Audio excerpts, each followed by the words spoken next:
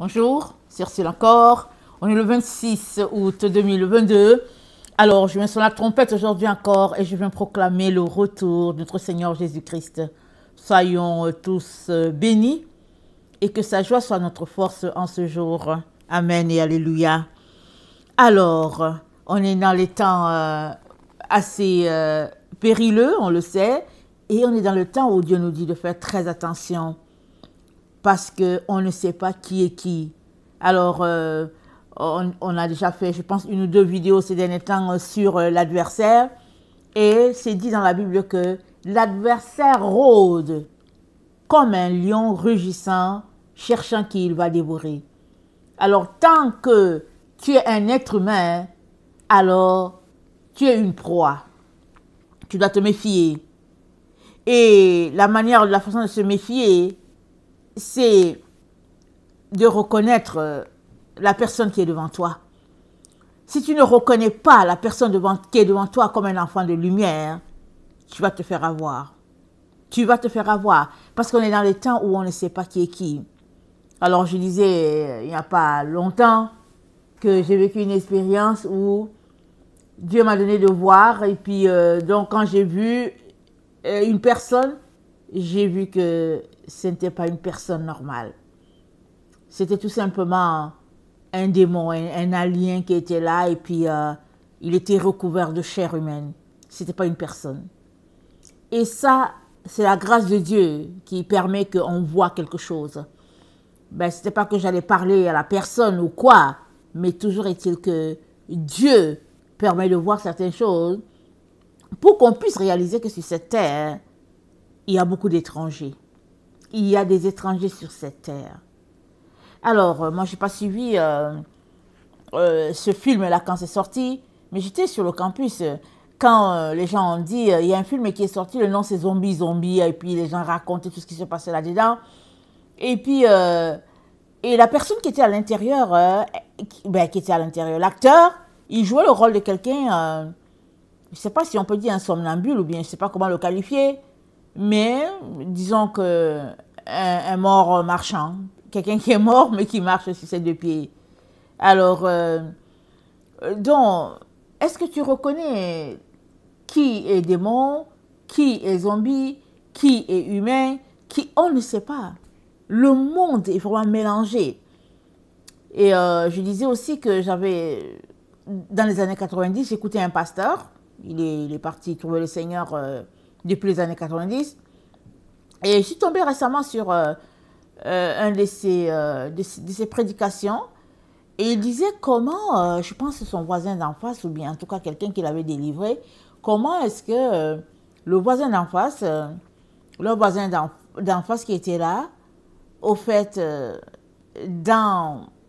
avant qu'il ne meure et qu'il ne revienne, il était un chien. Et là, quand il est revenu, il était un humain. Il était là, mais il ne parlait pas. Tout le monde trouvait ce monsieur-là bizarre. Et finalement, quand le Seigneur a révélé que c'était un animal à quatre pattes, et c'était un chien qui était là, les gens étaient surpris.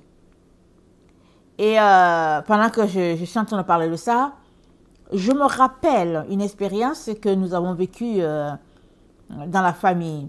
Tout le monde n'était pas encore né, mais j'étais née, mais j'avais peut-être 4 ans ou 5 ans maximum. On m'a raconté, parce que mon père venait d'être muté dans une ville. Et dans cette ville, il paraît qu'il y avait des choses très bizarres, de mystiques, des choses terribles qui se passaient dans cette ville. Alors, donc, quand on est parti, ben on est parti. Je sais que quand on est parti, j'avais 3 ans. J'avais 3 ans et j'entendais des histoires bizarres qui se passaient, mais vous savez, un enfant de 3 ans, on ne retient pas beaucoup. Mais j'avais 4-5 ans et souvent on est assis là, on joue avec nos poupées. Les parents parlent, mais on entend, ok? Surtout les petites filles. Et ma mère était enceinte. Elle était enceinte et elle est partie à l'hôpital. Et quand elle est partie pour les visites, ce sont ses visites, et elle a pris du temps pour revenir, c'est vrai, mais quand elle est revenue, elle était tellement traumatisée qu'elle racontait l'expérience qu'elle avait eue. Donc, ma mère est arrivée, elle montait les escaliers pour aller rencontrer son médecin. Et là, il y avait des bancs qui étaient là, et il y avait quelqu'un qui était assis là sur le banc. Dès que ma mère était en train de passer, il a attrapé le bras de ma mère. Il l'a attrapé, il a dit, toi, tu ne passes pas. Il dit, tu ne passes pas du tout. Alors, le garde prisonnier qui était là a dit au monsieur de lâcher. Parce que c'était un prisonnier, le monsieur. Le garde prisonnier a dit de lâcher la femme. Le monsieur a dit, non, moi, je ne la laisse pas. Tout le monde peut passer, mais elle, c'est moi, je ne la laisse pas passer. Niet. Et le garde prisonnier a dû prendre son arme, briser le bras du monsieur pour que le monsieur lâche prise et qu'il laisse ma mère s'en aller. Et ma mère a appris que c'était le fameux monsieur qui rôdait dans la ville. Et ce monsieur, il a été arrêté. Pourquoi?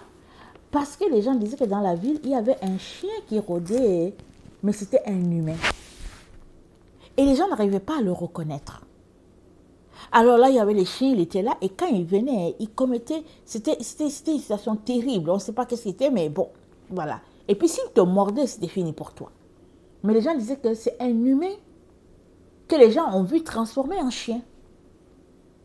Et finalement, les gendarmes, les policiers, ils ont réussi à mettre leur barrière et tout. Ils ont réussi à mettre la main sur ce monsieur-là avec l'aide des voisins et tout ça.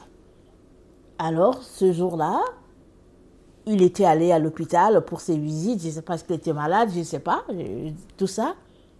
Et il a mis la main sur ma mère. Et elle a pu échapper parce que le garde prisonnier a brisé le bras. Et évidemment, elle était traumatisée par cette histoire. Et nous sommes restés dans cette ville quelques années. Et je me rappelle bien que le jour où on partait de cette ville, parce que mon père avait été muté ailleurs, le jour où on partait, je me rappelle bien que ma mère a dit, « Seigneur, je ne sais pas comment te louer. » Je me demandais si je sortirais de cette ville-là avec toute ma famille. Elle dit, « Seigneur, je te loue parce que tu nous as fait sortir de cet endroit mystique, cet endroit bizarre, cet endroit... » En tout cas, c'était un endroit terrible. Les parents nous ont éduqués en disant, si tu entends ton nom, tu ne réponds pas parce que tu ne sais pas qui t'appelle. Si tu entends que quelqu'un appelle ton nom, surtout vers les 18h et tout ça, tu ne sais pas c'est qui, tu ne sais pas si c'est vraiment ton père, ta mère, quelqu'un de ta famille qui t'a appelé, ou bien si c'est un sorcier, un démon qui t'a appelé. Tellement la ville était vraiment infecte des choses mystiques. Mais ce qui était spécial avec Dieu, c'est que il n'arrêtait pas d'envoyer des missionnaires et des chrétiens dans cette ville. C'était incroyable comment des missionnaires venaient des États-Unis, de l'Allemagne, et les chrétiens, et ça remplissait la ville. Et les chrétiens ne faisaient que venir dans la ville, dans cette petite ville-là. Les gens ne faisaient que venir. Et vous savez, c'est ça notre Dieu. Là où il y a les ténèbres, la grâce de Dieu abonde. Il envoie sa lumière, il envoie sa lumière. Et puis, comme je vous dis, j'étais petite, j'avais vraiment entre 4-5 ans, ou bien maximum 6. Hein. Je me rappelle souvent comment les adultes parlaient. Ils disaient, mais c'est terrible ici. Ils disaient, mais c'est terrible ici, hein. C'est terrible. Qu'est-ce qui se passe dans cette ville? Tellement. C'était étanche. Vraiment. De noirceur, des ténèbres, c'était quelque chose. Et aujourd'hui encore, alors je vous parle, cette ville est remplie et pas à peu près. Elle est pleine d'habitants. Les gens vont toujours dans cette... Ils sont remplis dans ce coin-là. Il y a beaucoup de chrétiens. Et je me rappelle que quand on a quitté, j'avais entre peut-être 8 et 9 ans, ou bien entre 9 et 10 ans, je ne me rappelle plus exactement. Et je me rappelle que mes parents ont été vraiment un témoignage dans cette ville-là. Ils ont été un témoignage parce que, écoutez, quand il y a un chrétien quelque part, et si tu aimes le Seigneur et tu répands la lumière. Et les gens, quand ils venaient, ils nous trouvaient, ils étaient encouragés. Mais quand tu viens premièrement, tu regardes, tu dis, Seigneur, où est-ce que tu m'as envoyé? Alors, tout cela pour dire qu'il y a des choses mystiques qui se passent sur toute la terre. Tu peux arriver dans une ville, tu ne vois rien. Mais les entités qui sont en dessous travaillent de manière à bloquer la lumière. Et tu peux arriver dans une ville, et dès que tu arrives tout de suite, tu dis, oh, ici, là, je ne reste pas, je m'en vais tout de suite parce que c'est terrible ici. Mais en tant qu'enfant de Dieu, nous sommes là pour répandre la lumière, parce que nous sommes la lumière de Dieu. Nous sommes là pour répandre le sel, parce que nous sommes le sel de Dieu. Nous ne pouvons pas fuir. Si Dieu ne t'a pas envoyé quelque part, ok, n'y va pas, et puis, ou bien si tu es là, prends tes clics et claques et puis va-t'en. Mais si Dieu t'a envoyé, sache que tu es là pour répandre la lumière et tu dois confronter les forces du mal. Parce qu'ils sont là pour que tu puisses les confronter. Et à force de te battre, c'est là que tu deviens poli. L'aiguisoire est là pour nous rendre polis. Quand un couteau ne coupe pas bien, on l'aiguise. Et la lutte entre les ténèbres et la lumière, c'est comme ce contact-là entre l'aiguisoire et puis le couteau. Alors, c'est un peu ça. Et les forces, si tu ne te bats pas dans la vie, alors tu vas devenir gris. Tu es appelé à te battre pour garder ta blancheur, si on peut le dire ainsi. Pour ne pas être envahi par les ténèbres, tu as besoin de te battre pour repousser ces ténèbres-là. Amen. Alors, la Bible nous dit que nous sommes dans des temps assez périlleux et que le signe qui va marquer notre temps, c'est que les gens seront amis de l'argent, ils seront fanfarons, ils seront blasphémateurs, ils vont aimer l'argent, ils vont aimer le mal, le péché, et puis ils vont vivre sans loi, sans la loi divine. Ils seront à l'aise dans tout ce qu'ils font. Et même, Dieu a dit, ou bien notre Dieu, oui, notre Dieu nous a dit, à travers l'apôtre Paul, que le temps de la fin, le temps qui va marquer la venue de notre Seigneur, c'est-à-dire la proximité de la venue du Seigneur, sera identifiée par l'homme de la perdition. Ça, c'est dans 2 Thessaloniciens 2, le verset 3. Et puis Paul a dit qu'il ne faudrait pas qu'on se laisse séduire. Alors, en français, c'est dit le fils de perdition, l'homme du péché. Mais en anglais, c'est dit l'homme qui est sans loi. Il est sans loi. Et c'est quoi la loi? La loi, c'est ça la parole de Dieu. Jean dit, au commencement était la parole, et la parole était avec Dieu, et la parole était Dieu. Alors, c'est quoi la parole du commencement? La parole du commencement, c'est la loi de Dieu.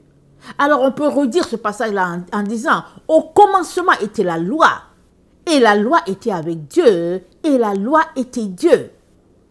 Alors, Paul nous dit qu'on va reconnaître l'homme du péché parce qu'il est sans loi. Il fait ce qu'il veut. Il monte, il descend, il saute, il se couche, il joue, il rit, il mange, il vole, il fait tout ce qu'il veut sans loi. Personne ne lui dit quoi faire et en même temps, il est aussi fils de Dieu. Il se dit fils de Dieu. Et ce n'est pas une seule personne, c'est un groupe de personnes qui va se comporter comme ça. Voilà pourquoi Jésus-Christ a dit à l'église de Laodicée, je vais te vomir de ma bouche. Parce que Laodicée, c'est l'église, la nôtre, notre génération, le christianisme, les évangéliques, les catholiques, peu importe. Notre génération a été éduquée à trouver un équilibre entre le bien et le mal, entre le noir et le blanc, entre la lumière et les ténèbres, entre ce qu'il faut faire et ce qu'il ne faudrait pas faire, on est la génération qui avons trouvé un équilibre. Alors, nous sommes la génération où c'est dit que la loi au peuple est pour le peuple. Attendez, la parole au peuple est pour le peuple. Donc le peuple se lève, ils font ce qu'ils veulent. On va prendre l'exemple d'une femme. Alors, elle a son corps, ça lui appartient. Dans toutes les parties, c'est pour elle. Et elle veut vivre une vie sans avoir d'enfant, mais elle veut vivre une vie sexuelle, mais elle ne veut pas avoir d'enfant. C'est son choix, n'est-ce pas? C'est son choix. Mais, à un moment donné, on va voir cette femme-là avec sa pancarte pour dire qu'elle veut avoir le droit d'avorter. Mais tu t'arrêtes, tu te dis, ok, c'est ton corps. Pourquoi veux-tu que quelqu'un te donne le droit d'avorter? Pourquoi? Pourquoi veux-tu associer une personne à ton choix? C'est ton choix personnel. C'est chacun qui fait ce qu'il veut. Si tu veux avorter, avorte. Mais si tu penses qu'avorter, c'est pas bien, c'est un péché et que c'est une personne que tu tues, alors reste tranquille. Mais non, notre génération veut que quelqu'un puisse s'associer. Une autorité puisse signer le papier pour dire, hey, avorter, allez voler, allez, je sais pas quoi, quel nom donner. Il faut qu'une autorité signe pour dire, je m'associe avec toi pour que tu puisses aller pécher. Et les gens sont contents en disant que oui, j'ai le droit, j'ai le droit. D'accord, que tu as le droit, qu'une autorité t'a donné le droit. D'accord. Mais est-ce que c'est Dieu qui t'a donné le droit? Est-ce que c'est Dieu qui a signé que tu avais le droit de faire ceci ou cela? Parce que si ce n'est pas Dieu qui a signé, l'autorité qui a signé, ça ne vaut rien. Parce que l'autorité des autorités, c'est notre Dieu. L'Éternel des armées célestes, c'est celui qui t'a créé à son image. Béni soit son nom. L'autorité, ce n'est pas un être humain. Ce n'est pas un être humain qui te donne le droit ou pas et tout. Un jour, toi et lui, vous allez vous tenir devant Dieu pour répondre de vos actes. Et lui, Dieu va lui demander, mais pourquoi tu as signé qu'elle avait le droit de tuer? Il va donner ses raisons. Mais au fait, la personne qui aura tué, c'est toi. Parce que lui, il t'aura juste donné le droit. Mais c'est toi qui vas accumuler toutes les morts, les âmes que tu auras éliminées sur cette terre. Et toute la génération, c'est ce que nous sommes.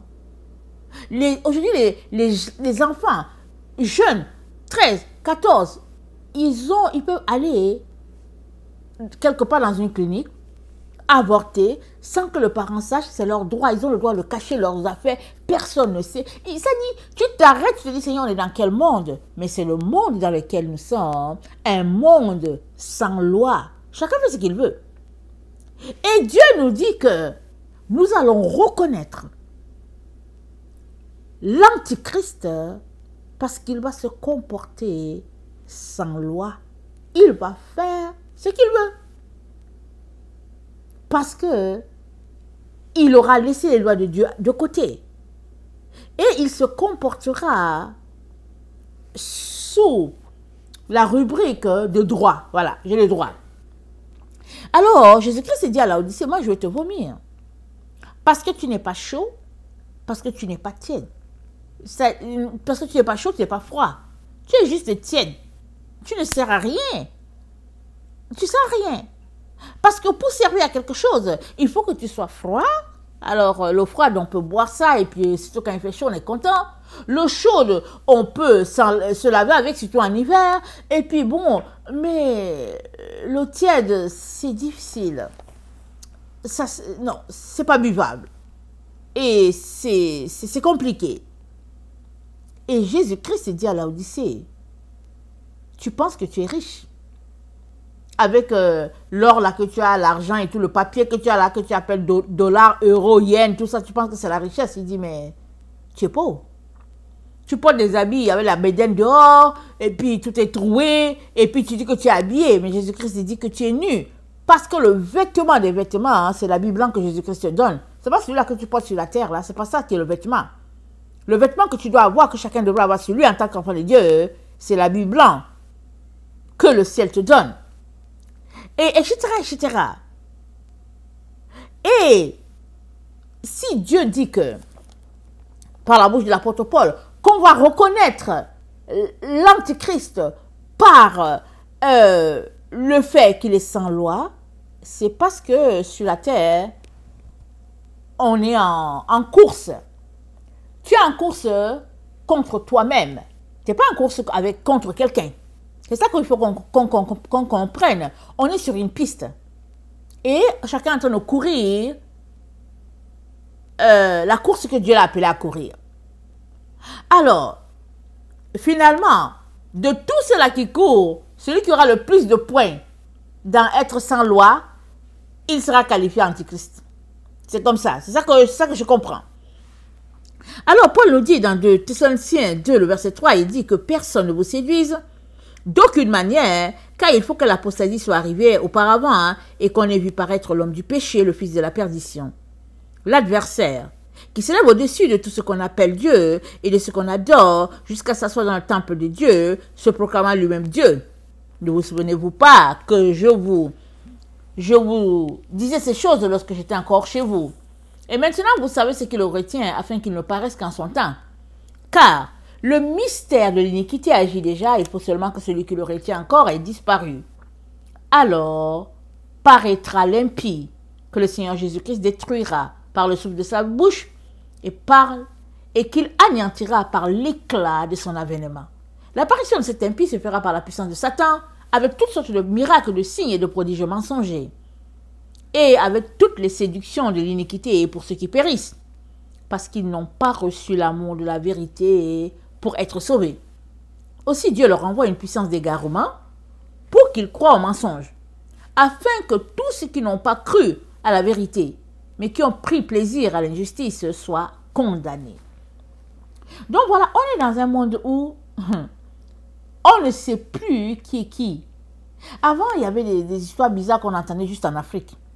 Les histoires des zombies, là, on entendait ça dans les coins reculés en Afrique. Et puis, dans certains pays, tu entendais. Mais tu n'entendais pas partout. Aujourd'hui, zombies, tu entends ça partout. Tu entends ça au pays, excusez-moi, entre guillemets, le pays des Blancs. Tu entends ça en Allemagne, au Japon, aux États. Il n'y a pas un endroit où tu n'entends pas l'histoire des zombies. Les gens font les films avec, ils rient, et puis voilà, et puis ça dit que les gens sont enclins à tout ce qui fait peur. Regardez à l'Halloween. Quand le mois d'octobre arrive, tu regardes les masques, tu vois quelque part, partout où tu rentres, tu regardes l'horreur, tu te dis, mais qu'est-ce qui se passe? C'est là que l'être humain est rendu. Il n'a plus peur de rien. Il fait ce qu'il veut, il a le droit et surtout, on éduque l'être humain dans notre temps, dès la maternelle, à être narcissique. Et regardez l'éducation des enfants. Les enfants sont éduqués à être centrés sur eux. Ils sont éduqués à être le nombril du monde. Tout ce qui concerne, c'est eux, c'est eux, c'est eux, c'est eux, et puis c'est eux. Tu t'arrêtes, tu te dis, mais c'est quoi le problème? Chacun est éduqué à être juste le centre de lui-même. Et puis, ben voilà. Alors, ce qui fait que chacun se dit libre de faire ce qu'il veut et puis ne doit rien à personne. Mais ça, c'est la loi du monde, de notre génération. Parce que dans les temps reculés, bien que la société n'était pas chrétienne, il y avait des choses qui ne se faisaient pas. Aujourd'hui, tout est permis, tout se fait, et surtout le monde est assis dans l'église. Le monde est assis dans la maison de Dieu. Alors, étant dans la maison de Dieu, les enfants de Dieu sont devenus, comme les gens du monde, ils font ce qu'ils veulent. Et Paul nous dit que l'enfant de Dieu est appelé à marcher selon une loi. On a les 10 commandements que Dieu nous a donnés, mais ce n'est pas juste les seuls commandements. On a les préceptes de Dieu. Ils sont établis, ils sont écrits, mais ce n'est pas les seuls. Ils sont remplis. Et seul celui qui marche avec Dieu, qui a la crainte de son nom, les pratique. Et Jésus-Christ a dit, parce que tu as gardé la parole de la persévérance, je te garderai aussi. Donc Jésus-Christ garde ceux-là qui ont gardé les commandements de Dieu, la parole de la persévérance. Et l'apôtre Jean nous dit dans 1 Jean 5, il nous dit ceci, attendez, je vais le lire. Il dit, quiconque croit que Jésus est le Christ est né de Dieu. Et quiconque aime celui qui l'a engendré aime aussi celui qui est né de lui. Nous connaissons que nous aimons les enfants de Dieu lorsque nous aimons Dieu et que nous pratiquons ses commandements. Écoutez, nous connaissons que nous aimons les enfants de Dieu lorsque nous aimons Dieu et que nous pratiquons ses commandements. Donc, tu ne peux pas dire que tu m'aimes si tu n'aimes pas Dieu et si tu ne pratiques pas les commandements de Dieu. Ou bien, tu ne peux pas dire que tu m'aimes si tu n'aimes pas Dieu. Tu pratiques les commandements de Dieu, mais tu n'aimes pas Dieu. Ça dit que les deux vont ensemble. Si tu dis que tu aimes ton frère et ta sœur, c'est parce que tu aimes Dieu et que tu es un pratiquant de la loi de Dieu. Sinon, tu ne peux pas dire que tu aimes Dieu. Alors, il dit, car l'amour de Dieu consiste à garder ses commandements et ses commandements ne sont pas pénibles. Amen.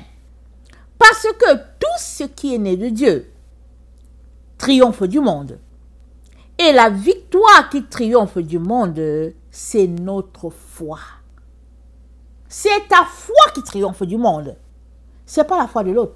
C'est pas parce que quelqu'un t'a fait quelque chose, tu viens dire que ouais, oui, tu sais quoi, parce qu'il m'a fait ceci, je l'ai aussi giflé.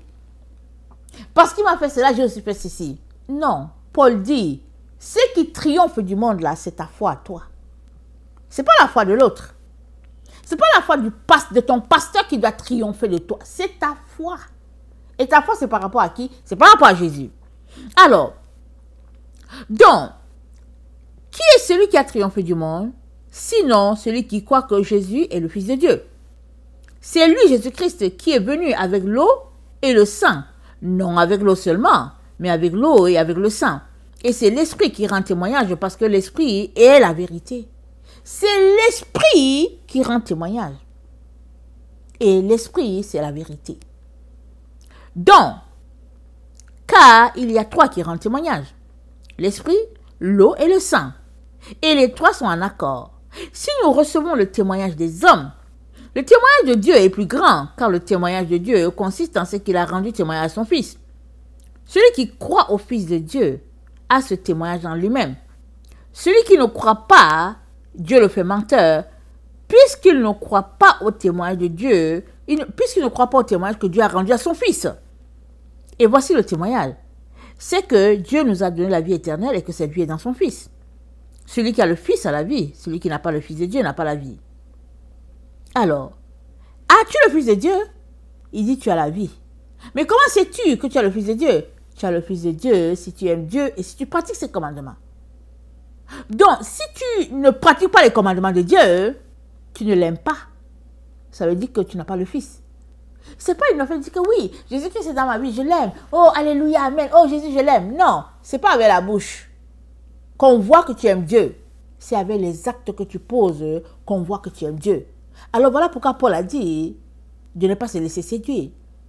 Parce que l'homme du péché, comme c'est dit en anglais, il est sans loi. Il marche sans la loi de Dieu. Et non, c'est-à-dire, il marche selon ses intérêts.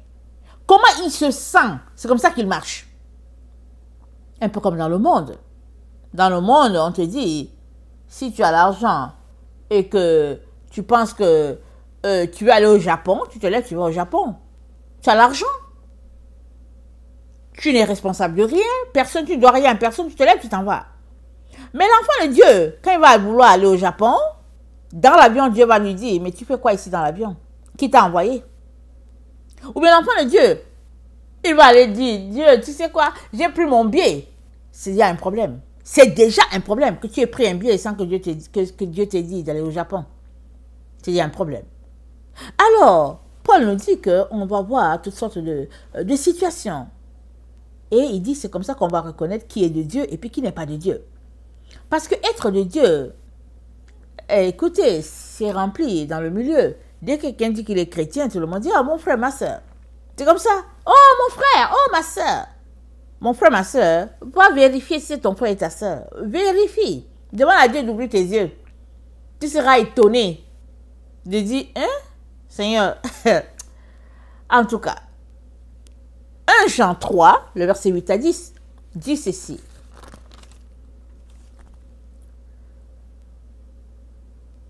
Celui qui pêche est du diable. Car le diable pêche dès le commencement. Celui qui pêche est du diable. Voilà. Alors, il y a de ces péchés qui fait que tu pêches sans le vouloir. Exemple. Quel est l'exemple qui peut me venir? Alors, ça ne me vient pas. Mais tu te retrouves à pécher sans l'avoir voulu. Exemple, ça ne me vient pas. Mais quand on dit que c'est lui qui pêche et du diable, c'est-à-dire que tu t'assois, tu décides de pécher. Tu connais la volonté de Dieu, mais tu décides de pécher. Alors, tu es du diable. C'est rempli sur la terre. Incroyable. Tu t'arrêtes, tu te dis, je rêve, mais c'est rempli sur la terre. Tu te dis que ouais, mais bon, la Bible dit que si on pêche, c'est pas grave. Toutes sortes d'histoires. Comme l'histoire que j'ai racontée hier avec cette femme d'un pasteur qui me disait, oh non, mais c'est pas grave, la femme, elle est veuve, donc elle peut mener une autre vie après que son mari soit mort. Alors, bon, c'est pas grave, écoute, elle a été la femme de quelqu'un, là, son mari est mort, elle ne devait rien à personne. Alors, elle s'est trouvée un petit copain et le copain a fini par l'éliminer parce que lui, il cherchait juste l'héritage. Et voilà cette chrétienne-là qui dit, mais non, elle est la fille de Dieu. Et bon, Dieu ne rejette pas ses enfants et qu'il n'y a pas de problème. Voilà notre génération. C'est-à-dire, chacun fait ce qu'il veut. C'est la génération de sans la loi. Et l'apôtre Jean nous dit, celui qui pêche est du diable. Car le diable pêche dès le commencement. Le Fils de Dieu est apparu afin de détruire les œuvres du diable. Quiconque est né de Dieu ne pratique pas le péché, parce que la semence de Dieu demeure en lui et il ne peut pécher parce qu'il est né de Dieu. C'est là que se font reconnaître les fils de Dieu et les fils du diable. Quiconque ne pratique pas la justice n'est pas de Dieu, non plus que celui qui n'aime pas son frère. Quiconque ne pratique pas la justice n'est pas de Dieu. N'est pas de Dieu. Mais les enfants de Dieu aujourd'hui ne savent pas qui est de Dieu ou pas. Ils ne savent pas. C'est-à-dire, tu t'arrêtes, tu te dis, Seigneur, c'est pas possible. Mais pourquoi ils appellent cet homme-ci apôtre? Mais ils l'appellent prophète, pourquoi? Mais pourquoi est-ce que les gens l'appellent pasteur? Mais c'est quoi leur problème? Ils ne savent. C'est quoi? Mais les enfants de Dieu ne savent rien. Je m'arrête, je dis, Seigneur, c'est pas possible. Alors, tu te dis, mais si moi je suis à distance, par Internet, je reconnais, je dis, voilà un faux. Comment c'est possible que les gens sont là-bas, hein? Ils ne savent pas. Un jour, j'ai cliqué, j'ai vu quelque chose, je ne sais plus c'était quoi. J'ai cliqué, j'ai écouté mon émission. Après l'émission, voici l'autre, vous savez, souvent si c'était pas rapide, quelque chose passe. La seconde vidéo qui passait, c'était comment les gens allaient à l'évangélisation d'un prophète. Il y a un prophète qui est arrivé dans leur zone. Et puis les gens voyageaient. Ils prenaient l'avion pour aller à la conférence de ce prophète-là. Et c'est un faux prophète reconnu mondialement.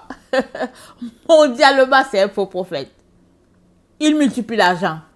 À son église, il multiplie l'argent. Pendant que tu es là, il dit, oui, regardez dans vos cellulaires. Regardez pour voir si votre argent a prospéré ou pas. Tu t'arrêtes, tu te dis, Seigneur, on est où? On est à Wall Street. On est où là? Mais c'est dit qu'on est dans une église, l'église de tel prophète, l'église de tel apôtre. Mais les gens voyageaient. Ils prenaient l'avion pour aller à l'endroit où ils viendraient proche de leur ville. Tu t'arrêtes, tu te dis, mais je rêve, Seigneur. Comment se fait-il qu'à distance, dès le départ, Je n'ai jamais cliqué la vidéo de ce monsieur-là. J'ai toujours su que celui-ci, c'est un faux. Comment ça peut dire que les gens qui sont là-bas ne savent pas? Ils courent ses mains. C'est ça quand Paul dit dans 2 Thessaloniciens 2, le verset 3, il dit le mystère de l'iniquité, le verset 7, agit déjà. Il faut seulement que celui qui le retient encore ait disparu. Alors paraîtra l'impie que le Seigneur détruira avec le souffle de sa bouche, qu'il anéantira avec l'éclat de son avènement. L'apparition de cet impie se fera par la puissance de Satan, avec toutes sortes de miracles, de signes et de prodiges mensongers. Avant, quand on parlait de miracles, on savait que c'était quelque chose d'extraordinaire venant de Dieu. Mais il dit des miracles et des signes mensongers.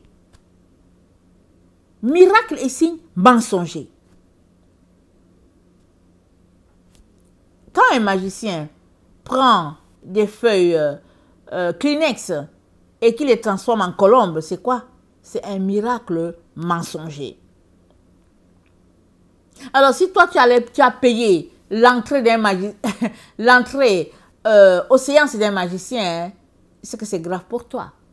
Parce que la Bible dit qu'un enfant de Dieu n'a rien à voir avec le mensonge, avec le faux. Parce que les magiciens, ils fonctionnent avec les démons. Les démons qui te font croire, parce que toi, tu as l'illusion. Tu es dans l'illusion. Et lui, c'est ce qui se passe, il y a un démon qui est là, qui l'aide. Et un jour, il y a un sportif qui est mort. Okay? Il est mort, ça m'a tellement choqué, ça a choqué le monde. Okay? Tout le monde était choqué. J'ai dit, Seigneur, je ne comprends pas. Je ne comprends pas comment. Qu'est-ce qui a pu arriver pour quelque chose d'aussi catastrophique? Je ne comprends pas. C'est atroce. Un père de famille, c'est quoi ça? Le Seigneur a ouvert mes yeux. Le Seigneur a dit, je ne m'attendais pas à ça. Il m'a dit, je vais te montrer quelque chose. Il m'a montré. Quand ce monsieur-là mettait ses buts, le Seigneur m'a montré un démon qui était plus élevé qu'un éléphant. Imaginez un éléphant qui se tient sur ses 2 pieds. Ou bien un chimpanzé, je ne peux pas qualifier. Le démon était costaud, il était fort. Je ne sais pas combien de mètres il avait. Est-ce qu'il avait 5 mètres? Il était balèze. Donc c'est le démon qui mettait le but. Ce n'était pas le monsieur qui mettait le but. Le démon jouait pour lui. Les gens ne le voyaient pas. Mais lui, il était juste là. Il faisait ses mouvements. Les gens le voyaient faire les mouvements et tout. Mais c'est le démon qui prenait le ballon, qui mettait le ballon. J'ai dit quoi? Le Seigneur a dit oui, je sais que je vais te montrer ce qui se passe. Le Seigneur a dit voilà. C'est lui qui a cherché.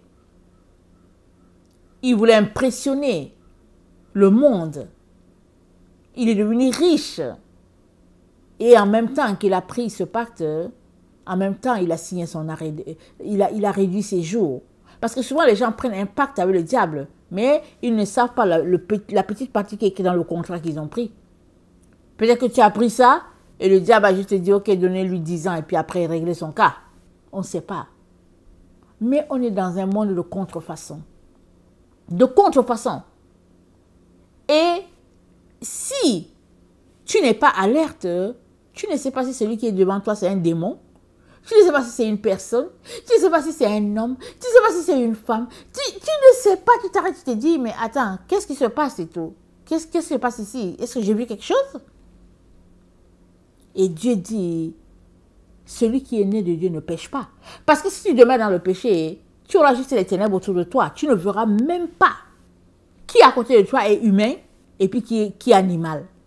Le monde a changé. Il n'a rien à voir avec le monde d'antan. Rien à voir.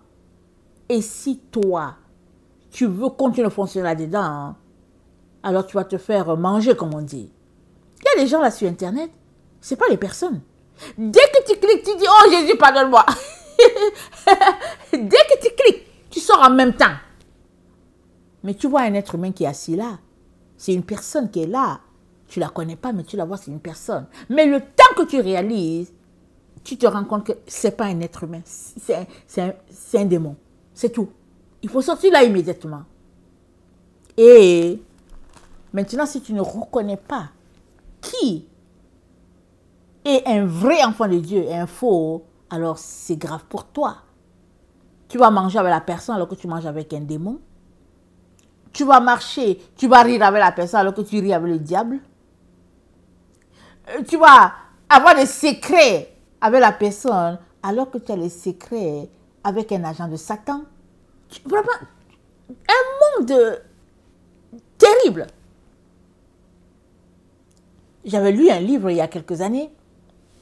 Et puis ma mère m'avait passé le livre. Elle m'a dit, ah tu sais, quand tu vas le lire, il faut beaucoup prier.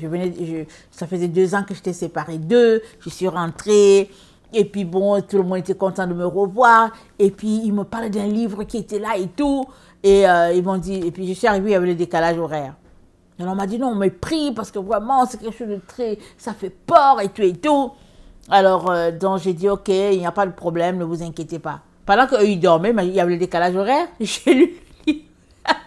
J'ai lu le livre pendant qu'ils dormaient. Je n'ai pas dormi jusqu'au matin, j'ai lu le livre. Je ne peux pas déposer le livre, c'est tellement intéressant. En 4h, 5h, j'avais fini de lire le livre. Et le gars disait, il était devenu chrétien après. C'est voilà pourquoi il a pu écrire le livre. Alors c'était écrit en anglais et ils ont pu le traduire en français au Cameroun. Alors, donc, il disait que il avait la capacité de se transformer en insecte. Il avait la capacité de prendre toutes les formes qu'il voulait. Mais que les endroits qu'il aimait, c'était les églises. Il dit, j'aimais les églises. Il dit, parce que c'est l'endroit où tu trouves la lumière de Dieu. Il dit, mais tu vas ailleurs, pourquoi? Il dit, mais ailleurs, il n'y a pas la lumière. Il dit, mais la lumière, c'est dans la maison de Dieu. Il dit, surtout, là où les gens croient au Saint-Esprit. Il dit, mais tu vas là-bas, tu arrives. Et comme dans la société, il était quelqu'un d'influent, quand il arrive, les gens le reçoivent. On dit, oh, le député est là. Et puis les gens lui donnent une bonne place, il s'assoit et tout. Il dit, pendant qu'il est là-bas, il dit, il est là avec ses démons. Et à un moment donné, ils font dormir toutes les personnes qui prient un peu là, ils les font dormir. Les seules personnes qui ne dorment pas, ce sont les gens qui intercèdent. C'est-à-dire que ce sont les gens qui sont déjà les combattants dans la prière. Eux, ils ne dorment pas.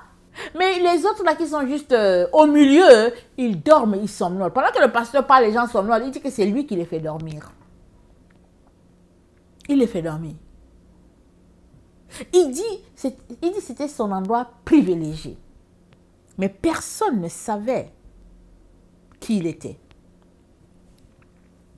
Il y avait juste un pasteur dans la ville qui ne le connaissait pas en tant que tel, mais le pasteur savait qu'il y avait quelque chose de diabolique autour de lui. Alors, quand le pasteur était là, et que ce magicien sorcier venait, le pasteur sentait qu'il y avait quelque chose de diabolique. Et le pasteur se mettait à prier. Il dit quand le pasteur se mettait à prier, il dit mais l'insecte qu'il était, l'insecte, dès que le pasteur ouvre la bouche pour dire Jésus c'est moi, il dit que ben, il se la prière du pasteur le projetait loin. Et quand il tombait avec son corps d'humain. Parce que le pasteur ne sait pas que c'est un insecte le pasteur ne sait pas que l'insecte qui est là, c'est un magicien, c'est un démon. Dont le pasteur sent seulement quelque chose et puis le pasteur se met à prier. Et la prière du pasteur le propulse très loin et quand il tombe, il dit je sens la douleur dans mes côtes. Il dit je ne tombe pas comme un insecte, hein. Je tombe comme une personne. Il dit voilà les mensonges de Satan. Satan nous fait croire que nous avons le pouvoir. Mais quand nous tombons, ça nous fait mal. Parce qu'après tout, nous sommes des êtres humains. Alors Dieu est tellement bon que finalement, Dieu l'a rencontré, notre Seigneur Jésus l'a rencontré. Un jour, il partait dans une église pour faire un dégât, un peu comme Paul. Jésus l'a rencontré en cours de route. Et Jésus lui a montré l'endroit où il va atterrir. Jésus lui dit, si tu ne changes pas, tu vas atterrir tout de suite là même là-bas.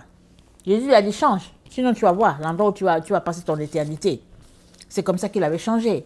Et il parlait de tout ce qui se passait dans la maison de Dieu. Et les enfants de Dieu ne savaient pas. Pourquoi? Parce qu'ils ne priaient pas. Ils font confiance à n'importe qui. Ils font confiance à tout le monde. Dès que la personne dit qu'elle est chrétienne, il dit ah bonjour, bonjour mon frère, ma soeur, et puis ça. Mais on est dans le temps où Dieu nous appelle à être vigilants, très très vigilants. Parce que tu ne sais pas qui est qui. Celui qui est né de Dieu ne pêche pas. Alors si toi tu es de Dieu, tu ne pêches pas. Et s'il arrive que tu tombes, ben voilà, tu demandes pardon à Dieu. Mais tu ne pratiques pas le péché. Ça ne fait plus partie de toi. 1 Jean 4,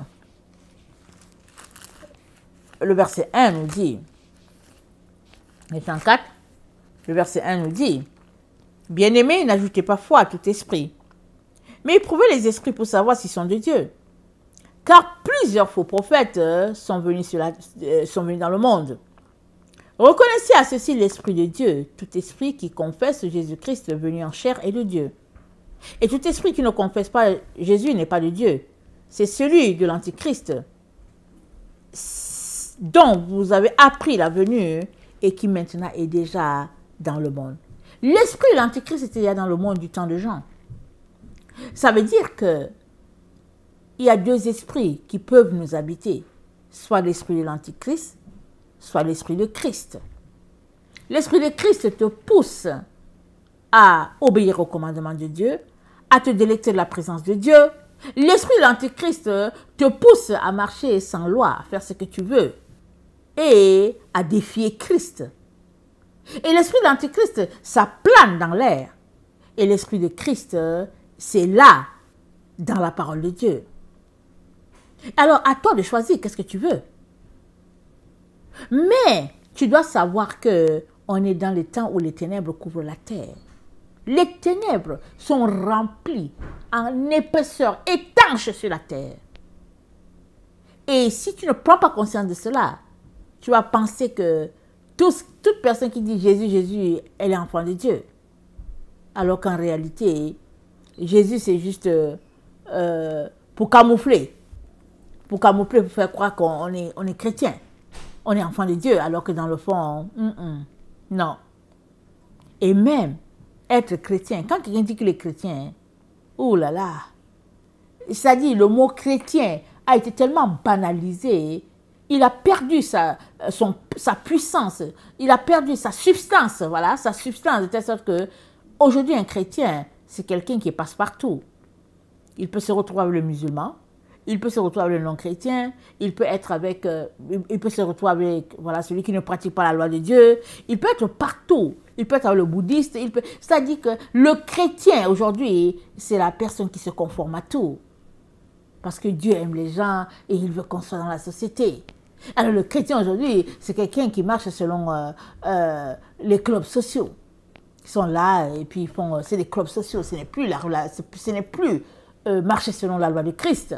C'est ça être chrétien aujourd'hui. Mais Jésus n'a pas changé. Le Jésus qui est venu là, il n'a pas changé. Il est le même. Il est venu répandre Dieu sur la terre. Il dit, je suis venu jeter un feu sur la terre. Et une fois qu'il est jeté, qu'ai-je encore à espérer? Alors le feu va brûler. Alors si tu es avec Dieu, il va te brûler et tu vas recevoir la puissance de Dieu. Et si tu n'es pas avec Dieu, il va te brûler et puis tu vas périr. Voilà le feu de Jésus. Jésus, quand il a lancé son feu, il te prend de tous bords. Soit tu es avec Dieu et tu reçois le feu du Saint-Esprit, soit tu n'es pas avec Dieu et puis tu reçois le feu qui brûle et puis tu finis en enfer. Voilà. Il y a juste deux endroits. À toi de faire le ménage dans ta vie. À prier pour que Dieu t'aide de voir qui est qui. Parce que tu peux rester là, rire et puis avec les gens alors que tu viens de rire avec, je sais pas, un démon. Il n'y a pas longtemps, le Seigneur m'a fait expérimenter comment on appelle ça, le témoignage de quelqu'un. La personne venait à peine de donner sa vie au Seigneur que le démon est venu pour l'en détourner et puis c'est tout. C'est ça le travail du démon. Une fois que tu donnes ta vie à Jésus, les démons sont là, tout le monde sait. Et puis Satan te connaît mieux. Ils disent, bon, allons-y, on va faire le test tout de suite. On lui a envoyé un bel homme là, vraiment galant, beau, courtois, vraiment comme les femmes aiment là. Prince charmant, tombé et puis c'est fini. Le cas est réglé. Satan a eu la personne. Mais si cette personne s'est vraiment convertie, alors à un moment donné, elle va revenir. Donc, on continue de prier pour de telles personnes. 1 Jean 4, donc, il dit, le verset 2, « Reconnaissez à ceci l'Esprit de Dieu, tout esprit qui confesse Jésus-Christ venu en chair est de Dieu. Et tout esprit qui ne confesse pas Jésus n'est pas de Dieu, c'est celui de l'Antichrist. Vous, petits-enfants, le verset 4, vous êtes de Dieu et vous les avez vaincus parce que celui qui est en vous est plus grand que celui qui est dans le monde. Eux, ils sont dans le monde. C'est pourquoi ils parlent d'après le monde. Et le monde les écoute. Nous sommes de Dieu. Celui qui connaît Dieu nous écoute. Celui qui n'est pas de Dieu ne nous écoute pas. C'est là que nous connaissons l'esprit de la vérité et l'esprit de l'erreur. Aujourd'hui, les enfants de Dieu, ils excusent tout. Ils passent l'éponge sur tout, alors que Dieu nous dit qu'on reconnaît l'enfant de Dieu par le fait qu'il pêche. On reconnaît l'enfant de Dieu par le fait qu'il ne pêche pas. Et l'enfant de Satan par le fait qu'il pêche. L'enfant de Satan pêche à outrance. Il fait ce qu'il veut. C'est l'enfant du diable. Et l'enfant de Dieu s'abstient. Il ne peut pas faire du tort à Dieu. C'est Dieu son Père. Tu sais que quand tu aimes quelqu'un, tu ne veux pas lui faire du tort. Tu l'aimes tellement. Tu ne veux pas faire du tort à la personne. C'est en ce sens que Dieu reconnaît ses enfants. Alors, si tu es du diable, normal que tu pêches, parce que c'est ton père veut que tu pêches. Donc tu pêches. Le diable aime que ses enfants pêchent. Il y a les péchés et pécher, alors tu es du diable. Mais Dieu n'aime pas que ses enfants pêchent et puis Dieu nous dit de ne pas pécher. Mais si toi tu es un enfant de Dieu, que tu n'es pas capable de mettre une note sur quelqu'un qui pêche, et que tu n'es pas capable de mettre la note en disant que c'est un prophète, c'est un apôtre, il y a un problème. Et ce n'est pas le gars qui pêche là qui a un problème. C'est toi le problème. Le problème à ton niveau. Parce que tu n'es pas capable de mettre une note sur la personne qui est là en disant ce n'est pas correct ce qu'elle fait. Puisqu'elle se réclame de Dieu. Et c'est en ce sens-là que beaucoup d'enfants de Dieu seront propulsés dans les ténèbres, en enfer, parce qu'ils n'auront pas su se prononcer sur le mal, puisque eux-mêmes ils sont sur le mal, ils sont dans le mal. Le simple fait de prendre un film de Hollywood, de s'asseoir là pour regarder un film obscène, ou un film où les gens sont en train, dans des scènes bizarres, tu es en train de pécher avec eux. Les acteurs, sont-ils mariés? Non, ils sont des acteurs. Pendant qu'ils font leur scène que tu regardes, qu'est-ce que tu regardes? Tu approuves. Tu dis que non, nous sommes un couple. Voilà pourquoi les couples mariés sont remplis comme ça en enfer. Ils sont remplis. Pourquoi? Parce qu'ils disent qu'ils ont le droit, qu'ils sont les enfants de Dieu, ils veulent motiver, ils veulent ranimer la flamme de leur couple. Alors désolé pour toi si tu veux ranimer la flamme de ton couple par des choses comme ça. Et ça, c'est les sujets que soit le Seigneur me demande de prier. Plein de couples chrétiens, dits chrétiens, sont là-bas, ils sont assis en enfer. Juste dans le domaine de la sexualité. Ils veulent ranimer leur flamme. Elles sont là, les femmes là, elles ont les, comment on appelle ça, des bikinis, elles ont des, je sais pas quoi, comment on les appelle, je sais même pas comment on appelle ces choses-là. Ils sont là, ils ont, comment on appelle ça. Oh, ouais, le nom ne me vient pas. Parce que bon, elles veulent courtiser leurs hommes. Mais l'homme de ta vie, c'est Jésus-Christ. Alléluia. Ce n'est pas celui-là qui l'a mis à côté de toi pour que, ensemble, vous puissiez répandre la gloire de Dieu sur la terre. Un enfant de Dieu n'est pas porté sur ces choses-là. Dieu ne nous a pas appelés à être portés sur des choses charnelles. C'est-à-dire qu'il faut s'arrêter, il faut chercher là, il faut chercher Dieu, il faut prier pour lui demander, Seigneur, suis-je dans le vrai ou dans le faux? Mais si toi tu es enfant de Dieu et tu te délectes jusque dans ces choses-là, c'est parce que dans le fond, tu aimes la chair. Parce que ceux qui sont en Jésus, ils ont crucifié la chair et ses désirs. Ils l'ont crucifié.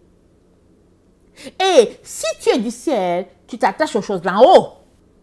Et en haut, en tout cas, il n'y a pas la sexualité là-bas. Hein? Il n'y a pas la sexualité en haut. Alors, si tu as des problèmes à te ranger. Appelle Dieu, il va t'aider. Que d'aller là, tu loues des films ici, tu vas sur Netflix, et puis vous êtes assis là pour dire, si vous êtes des enfants de Dieu, et puis la chose qui anime votre couple, c'est d'aller regarder ce que Netflix vous propose, alors just too bad. Vous avez des problèmes, des sérieux problèmes. Excusez que je vous le dise, vous avez des problèmes. Parce qu'un enfant de Dieu, ce n'est pas Netflix qui va animer votre couple. Ce n'est pas Netflix qui va mettre la flamme dans votre couple. Il y a un problème. C'est Jésus-Christ qui doit mettre la flamme dans votre couple, ce n'est pas Netflix. Mais les gens sont portés vers la chair et ils sont là dans le leur en train de se dire que ouais, j'attends Jésus et tout. Et puis ben voilà. Il y a une femme qui allait se mettre là en ligne, elle allait mettre sur son Facebook, là, elle s'est mise en bikini là-bas et puis bon, elle a exposé tout. Et puis elle dit que ouais, j'attends le retour du Seigneur. Je me suis dit, ok, excusez-moi, j'ai dit ok, bon, de deux choses l'une. Soit elle est en train de faire une blague, une plaisanterie, soit elle est vraiment sérieuse dans son affaire. Et j'ai dit, Seigneur, aide-moi à prier pour elle. Parce que tu es en bikini, tu as exposé tout ton corps dehors à l'humanité, ok? Sur tes différents réseaux sociaux. Et tu dis, j'attends le retour du Seigneur. Je dis... Et puis tu dis aux gens que Jésus-Christ revient. Je dis, Seigneur, qu'est-ce qui se passe? C'est pas cohérent. Mais c'est là que les enfants de Dieu sont rendus. Ils aiment le monde.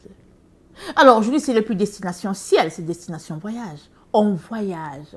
On est heureux. On a de l'argent. Et puis on prend un peu de temps de soleil. On se repose. Se reposer. Beaucoup d'enfants disent aiment se reposer. Oh oui, je me repose, je relaxe. Tu te reposes. Mais c'est au ciel que se trouve le repos, c'est pas sur la terre. Le repos, c'est au ciel. Si tu te reposes sur la terre, quand tu vas aller au ciel, tu vas faire quoi? Tu vas travailler? Mais voilà, là où le monde, les enfants de Dieu sont rendus, ils sont perdus. Vraiment, dans la confusion. Ils ne savent pas où se tourner. Mais Jésus-Christ t'appelle, il te dit, viens, rentre à la maison. Viens te confesser. Parce qu'il y a la place dans le cœur de Dieu pour quiconque demande pardon de ses égarements. Alors,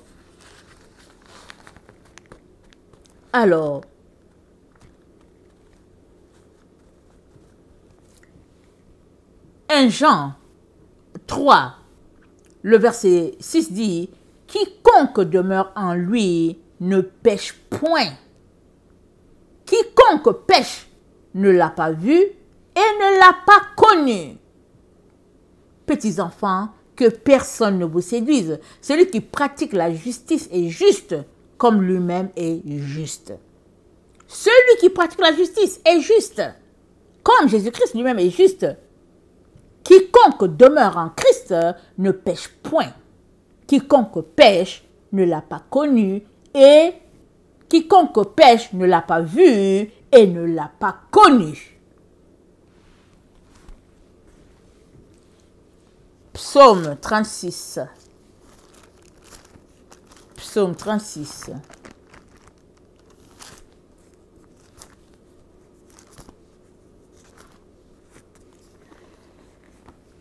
Le verset 2. La parole de l'impie, du méchant, est au fond de son cœur. La crainte de Dieu n'est pas devant ses yeux. Car il se flatte à ses propres yeux pour consommer son iniquité, pour assouvir sa haine. Les paroles de sa bouche sont fausses et trompeuses. Il renonce à agir avec sagesse, à faire le bien. Il médite l'injustice sur sa couche. Il se tient sur une voie qui n'est pas bonne. Il se repousse, il ne repousse pas le mal. Éternel, ta bonté atteint jusqu'aux cieux, ta fidélité jusqu'aux nues. La parole de l'impie est de sa bouche. L'impie, c'est à sa bouche qu'on le connaît. À sa bouche. Tu le connais à sa bouche. Qu'est-ce que la personne te dit? Qu'est-ce qu'elle raconte? Comment est-ce qu'elle te flatte?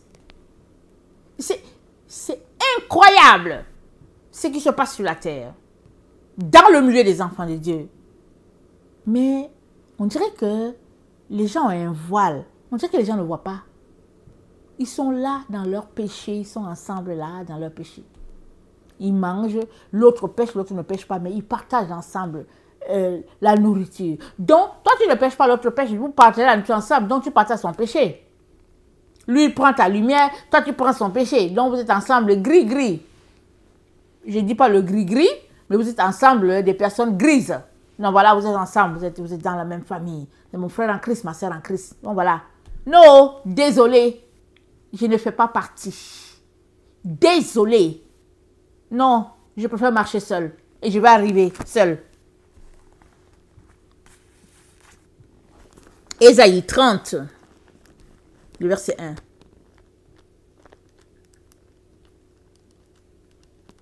Quelqu'un est venu me dire, paraît que toi tu ne pêches pas. J'ai dit, je ne pêche pas. Je suis désolée.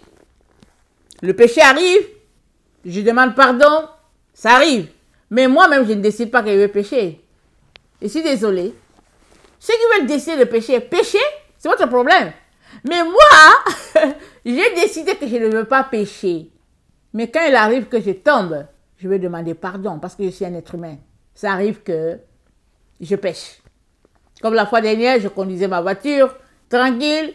Et puis, il y a une voiture qui voulait me dépasser. J'étais en avant, la voiture voulait me dépasser. Oh, c'était une route à 2. Et la route devenait 1. Alors, moi, j'étais en priorité. Et il y a une personne qui s'est dit, je vais la dépasser. Vous savez qu'il y a des gens qui sont comme ça. Ils sont en arrière, ils voient. Et puis, leur joie, leur bonheur, c'est qu'ils sont venus te dépasser, ils sont placés là. Mais moi, j'ai vu la personne par mon angle. J'ai dit, toi, tu vas pas passer. D'habitude, je ne fais pas les choses comme ça. J'ai dit, tu ne passeras pas, tu vas voir. Alors, j'ai bloqué. J'ai dit, je garde le devant, tu vas passer derrière moi. Alors, finalement, j'ai gardé le devant. Mais après, j'ai dit, oh Jésus, pourquoi est-ce que j'ai fait ça? Il voulait passer, il voulait me dépasser. J'aurais dû le laisser passer. C'était son bonheur de me dépasser. Je l'aurais dû le laisser. Pourquoi? Parce qu'après, je me suis senti mal. Je me suis dit, oh, pourquoi est-ce que j'ai fait? Parce que j'ai fait une manœuvre pour qu'il ne passe pas. Mais si je n'avais pas fait la manœuvre, il allait pouvoir me dépasser. Donc, le péché, c'est souvent subtil. Vous savez, c'est subtil. C'est dans tes intentions. Alors, parce que la bonté, ça fait partie de Jésus. Qu'est-ce que Jésus aurait fait? Est-ce que Jésus aurait bloqué? Non, Jésus n'aurait pas bloqué. Il aurait laissé passer la personne. Il allait dire, ok, tu le veux, vas-y. C'est fine, pas de problème. Mais moi, j'ai dit, non. J'ai dit, souvent, on me dépasse. Aujourd'hui, tu ne passes pas. Toi que je vois venir de loin là, par mon rétroviseur, tu ne passes pas. Alors, ça n'a pas été bien. Ce que j'ai fait n'était pas bien. Pourquoi? Parce que je me suis senti mal après. Si je ne m'étais pas senti mal, il n'y aurait pas de problème. Mais je me suis senti mal. Après, j'ai dit, ben Ursule, depuis quand tu fais des choses comme ça? Alors, ça, c'est un péché. Vous voyez, c'est un péché. Je lui demandais pardon à Dieu sur le chemin. Je suis venue à la maison, j'ai demandé pardon. J'ai dit, Seigneur, aide-moi à ne plus vraiment reprendre de telles attitudes. Si je suis sur le chemin, c'est une voie, c'est 2 voies, ça va devenir une. Ben, la personne n'a qu'à me dépasser et puis ben voilà, je vais toujours me rendre. Je vais toujours arriver à la maison. Amen. Non des petites choses comme ça de ce genre.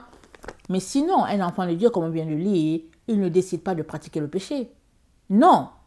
Quand tu te lèves, tu pries, tu dis Seigneur, aujourd'hui aide-moi à ne pas pécher. Mais s'il arrive, tu dis ok Seigneur, voilà, la journée, bon, j'étais offensé, pardonne-moi. Mais un enfant de Dieu qui s'arrête, qui fait le programme de son péché, qui dit, je vais pécher point A, point B, je vais pécher point C, je pêche au carré, point 4, point D, je pêche et je repêche. Ce n'est pas un enfant de Dieu. Je suis désolée de vous le dire. Mais si vous n'êtes pas capable de reconnaître, just too bad, on ne peut rien. Et c'est en cela qu'on reconnaît l'Esprit de Dieu et l'Esprit de l'Antichrist. En cela. Et si toi, tu n'es pas capable de reconnaître l'esprit contraire à l'esprit de Christ, comme je l'ai dit, le problème, ce n'est pas l'autre, c'est toi le problème. Tu as besoin d'aller faire tes révisions des commandements de Dieu. Tu as besoin d'aller examiner ton cœur pour savoir si tu es vraiment avec Dieu ou bien si tu es avec Satan. Il est très très important que les points soit mis sur les i de chaque enfant de Dieu. Es-tu avec Dieu ou bien es-tu sans Dieu? Marches-tu avec Dieu ou bien ne marches-tu pas avec Dieu? Ou bien les gens se lèvent aujourd'hui et disent, ok, aujourd'hui là je vais pécher. Ils se mettent, ils parlent de politique. Du matin au soir, ils parlent de politique. Ils ont décidé qu'ils vont juste parler de politique. C'est le péché. Parce que la Bible dit quoi? La Bible dit de ne pas entretenir des discussions vides. Des choses qui n'ont pas de sens. C'est un péché. Mais si tu n'es pas capable de reconnaître cela, alors tu vas te vautrer là-dedans. Mais tu auras offensé le Père. Et tu auras ruiné ta vie. Parce que toute parole que tu dis, ça peut te condamner. Alors, Ésaïe 30, le verset 1. Ça dit ceci, malheur, dit l'Éternel, aux enfants rebelles qui prennent des résolutions sans moi et qui font des alliances sans ma volonté pour accumuler péché sur péché, qui descendent en Égypte sans me consulter, pour se réfugier sous la protection de Pharaon et chercher un abri sous l'ombre de l'Égypte. La protection de Pharaon sera pour vous une honte et l'abri sous l'ombre de l'Égypte une ignominie. Déjà, ses princes sont assoiffés et ses envoyés ont atteint l'ânesse. Tous seront confus au sujet d'un peuple qui ne leur sera point utile, ni pour les secourir, ni pour les aider, mais qui fera leur honte et leur opprobre, sentence de des bêtes du midi. À travers une contrée de détresse et d'angoisse, d'où viennent la lionne et le lion, la vipère et le dragon volant.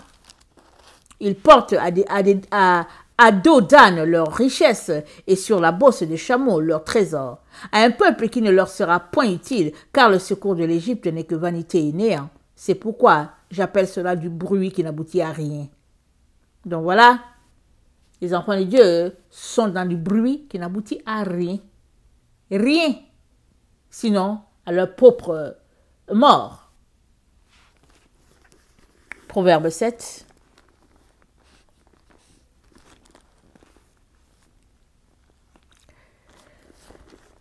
Proverbe 7. Le verset 4. Dis à la sagesse, tu es ma sœur. Et appelle l'intelligence ton ami, pour qu'elle te préserve de la femme étrangère. De l'étrangère qui emploie des paroles doucereuses. J'étais à la fenêtre de ma maison, et je regardais à travers mon treillis. J'aperçus parmi les stupides, je remarquai parmi les jeunes gens un garçon dépourvu de sens. Il passait dans la rue, près de l'angle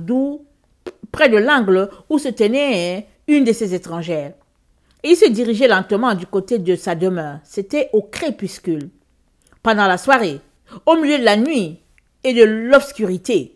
Et voici, il fut abordé par une femme, ayant la mise d'une prostituée et la ruse dans le cœur. Elle était bruyante et rétive. Ses pieds ne restaient point dans sa maison. Tantôt dans la rue, tantôt sur les places, et près de tous les angles, elle était aux aguets. Elle le saisit et l'embrassa, et d'un air effronté lui dit, « Je devais un sacrifice d'action de grâce. Aujourd'hui, j'ai accompli mes vœux. C'est pourquoi je suis sorti devant toi. Pour te chercher, je t'ai trouvé. J'ai orné mon lit de couverture, de tapis, de fil d'Égypte. J'ai parfumé ma couche de myrte, d'aloès, de cinnamome. Viens, et livrons-nous d'amour jusqu'au matin. Livrons-nous joyeusement à la volupté, car mon mari n'est pas à la maison. Il est parti pour un voyage lointain. Il a pris avec lui le sac de l'argent. Il ne reviendra à la maison qu'à la nouvelle lune. Elle le séduisit à force de paroles. Elle l'entraîna par ses lèvres doucereuses.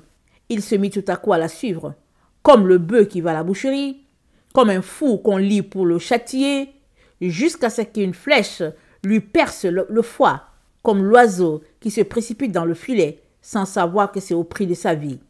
Et maintenant, mes fils, écoutez-moi, et soyez attentifs aux paroles de ma bouche. Que ton cœur ne se détourne pas vers les voies d'une telle femme. Ne t'égare pas dans ses sentiers, car elle a fait tomber beaucoup de victimes, et ils sont nombreux, tous ceux qu'elle a tués. Sa maison, c'est le chemin du séjour des morts. Il descend vers la demeure de la mort. Donc voilà, ici Dieu est en train de parler d'une situation physique, c'est-à-dire que d'une femme, mais il est en train de nous parler de comment je dirais ça?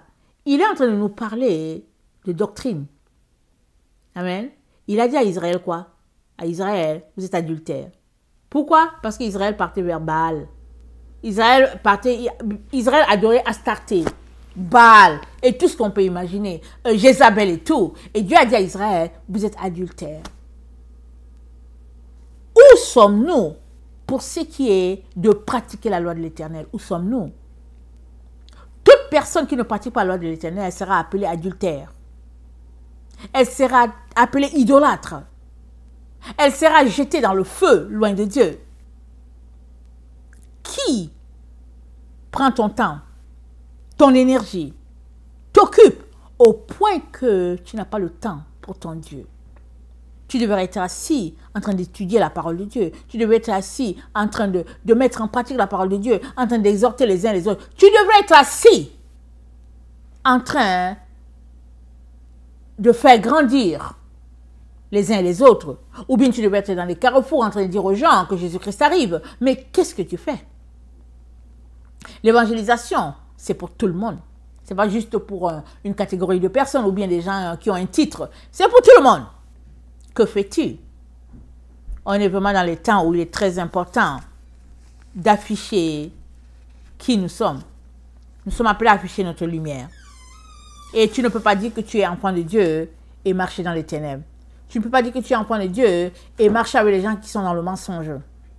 Il est temps que tu te ressaisisses et que tu te répandes et que tu changes ce qui a changé afin que la gloire de Dieu se répande sur la terre. Tu ne peux pas t'appeler chrétien et en même temps vivre une vie de débauche et dire que je suis chrétien. Ça ne marche pas. Ça ne marche pas. Que le Seigneur nous donne tous d'examiner nos cœurs, que le Seigneur nous donne vraiment de reconnaître nos faiblesses et de venir devant lui. Parce que Dieu ne dédaigne pas un esprit brisé, un esprit contrit. Dieu ne dédaigne pas. Mais ce que Dieu dédaigne, c'est le faux, c'est le mensonge, c'est la séduction, c'est le fait d'afficher une image de nous alors que dans le fond on ne l'est pas. Dieu déteste cela et tout acte a des conséquences. Que le Seigneur bénisse sa parole. Je vous aime beaucoup et Dieu davantage. Maranatha, Jésus revient. Amen et amen.